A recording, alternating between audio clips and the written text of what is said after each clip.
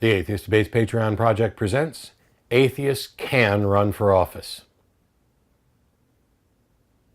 So first of all, my apologies to people outside the United States because this one's going to primarily focus on atheists in the United States. Although given the current political climate, I think many of you might be glad that I made this video. I'm also going to keep it as short, concise, and complete as I can.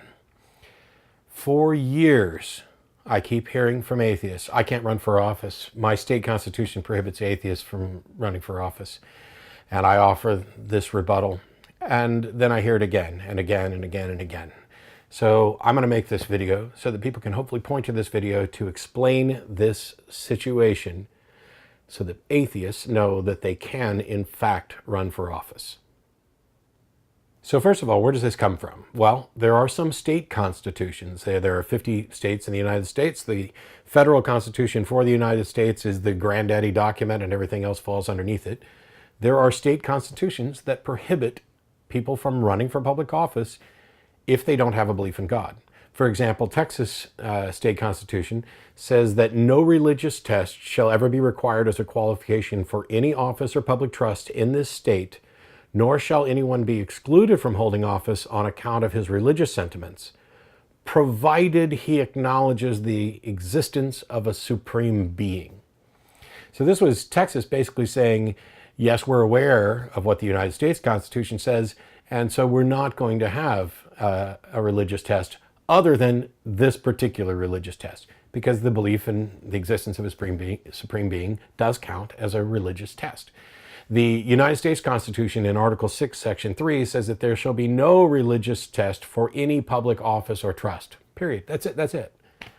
So the United States Constitution does not allow us as a government to establish religious criteria which would disqualify someone from holding a job.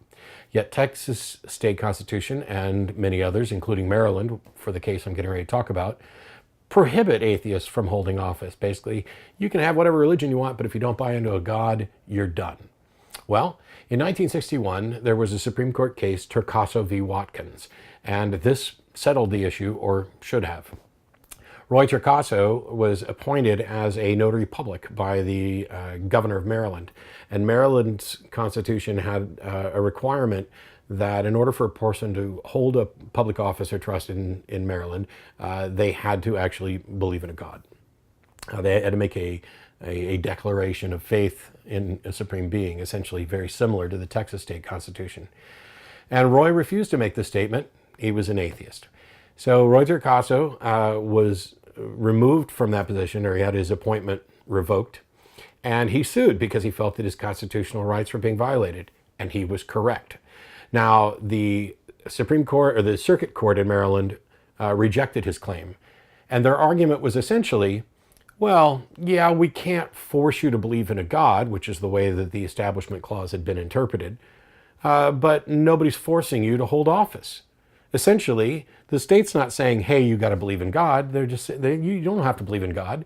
They're just saying you can't have this office if you don't believe in God, and you're not compelled to hold office at all. He appealed that decision from the Circuit Court. It went to the Supreme Court, and the United States Supreme Court ruled unanimously in favor of Torcaso. Judge Black basically said, look, this is pretty straightforward. If we're going to have this thing that says no religious test will ever be required for any public office or trust, then you can't say you can't hold this public office unless you have this religious belief. It should have been plain.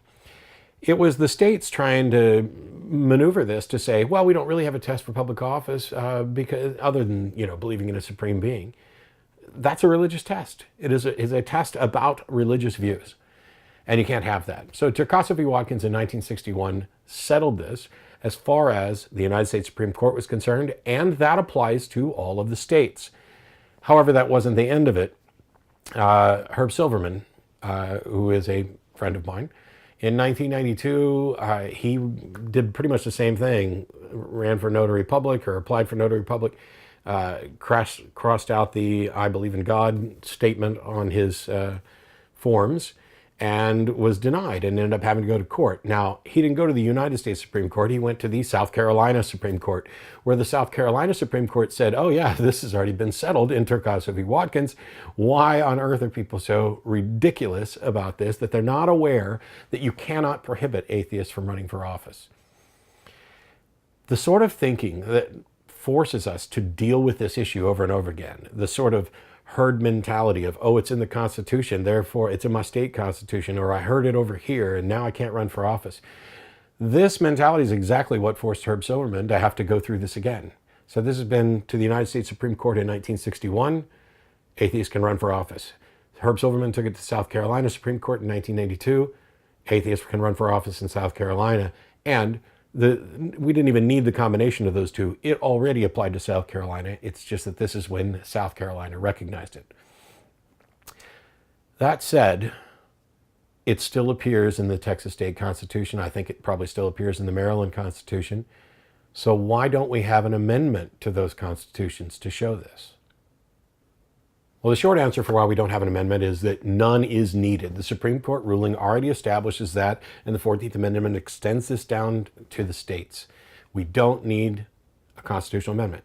The second reason we don't need a constitutional amendment is that it's very difficult to do. If you decided to go to Texas and say, hey, we want to amend the Constitution so that there's no religious test at all, do you think it would pass? Why would we spend time and money on attempting to change language in the Constitution that has already been made irrelevant by the United States Constitution and the Supreme Court decision? And by the way, it'll stay there forever until Texas writes a new constitution. All it will do is we'll have the thing that says, hey, you got to say you believe in a supreme being. Oh, and there's an amendment that says what this says doesn't matter. We don't need that amendment because the Supreme Court ruling has already established this and applies to all the states. It really irritates states' rights advocates that this is the case, but it is. The United States Supreme Court, or the United States Constitution, trumps your state constitution, period. Which is why Texas can have a prohibition against same-sex couples as an amendment that was passed to its constitution, and yet it is invalid because the Obergefell decision. So now that's not even relevant. You're unlikely to actually get an amendment passed. You can run for office as an atheist in the United States. And if you are qualified, I encourage you to run for office. But don't expect people to vote merely because you're an atheist. If I'm choosing who I'm going to vote for, I'm not going to vote for the atheist merely because there is an atheist. I've known too many atheists. What I mean is, I'm going to vote based on the issues, and not all atheists agree. And so if I find somebody who's running for office as an atheist and we don't agree on issues, I'm likely to vote for somebody else. That said, given similar positions, I might also vote for the atheists. It would be nice to see secular representation throughout our government. You can run. And don't just run for president or senate. You can run for state legislature. You can run for city council. You can run for state board of education. You can run for your local school board. All of these things are where real work gets done, where decisions get made. How many times have you heard us complain about what the state board of education did or what some school board is doing? You can get involved, you can run for office, and if anybody tells you you can't, you can point back to those decisions, and you may have to take them to court because your state may be backward enough that you have to fight it like Herb did in 1992 in South Carolina. But you can run. I'm going to vote for the people who are going to share my positions and do good. If there are secularists involved in that, which there are going to be, that's a great thing. Should you run as an atheist? Like, I'm the atheist, or I'm an atheist running for office. That is a matter of strategy that you're going to have to figure out what works best in your area. What I will say is that I don't recommend anyone ever lie about their religious beliefs. I'm an atheist, but I'm going to pretend I'm a Christian so I can get elected and then do these things. I cannot and would not advocate for lying. Instead, I think it'd be far better to focus on the issues and point out that your religious beliefs aren't particularly relevant to those issues. And then, once people get to know you and see what you've done, they can judge you based on what you do in that office and not on whether you believe in a supreme being at all. This video is made possible by supporters of the Atheist Debates Patreon project. You can find more information and add your support at patreon.com/atheistdebates.